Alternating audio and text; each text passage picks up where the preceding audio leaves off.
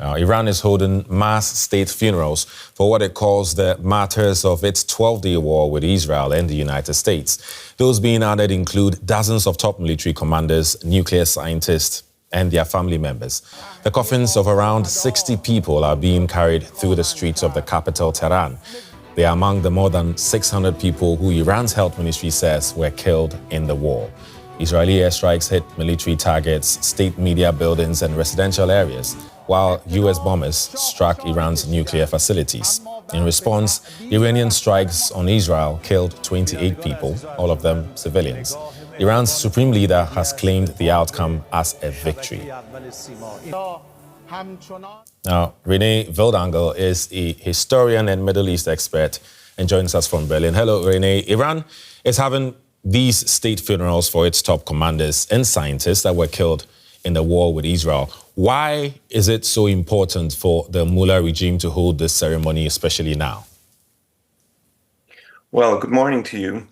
Yes, as we heard, we talk about 60 people that have been killed from the military elite as well as nuclear scientists.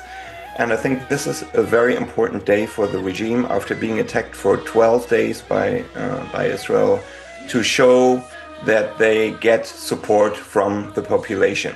At the same time, I have to say that some of those top military commanders, we're talking mostly about some figures from the Revolutionary Guard, such as Mohammad Bagheri or Hussein Salami, they were not particularly loved figures in the population, or they were even hated, because they are symbols for Iran's wars outside of the country, and they're also symbols for repression within.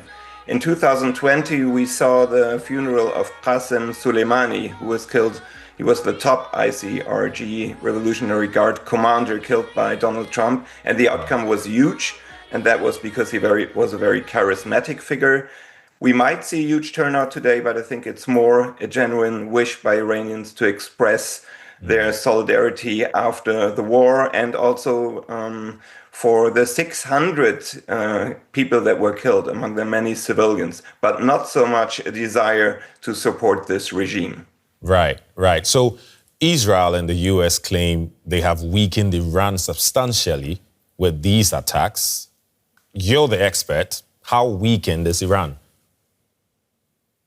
Well, it depends on what area we talk about. I think they have certainly weakened Iran's military capabilities. If we, for example, talk about the ballistic missile program, we have seen that they were not able to defend against air attacks, for example, in the course of the 12-day war.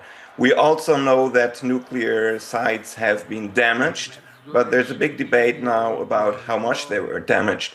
And as we know, President Trump had claimed that the nuclear program was obliterated, while now we have heard the first assessment that said, no, it's only damaged.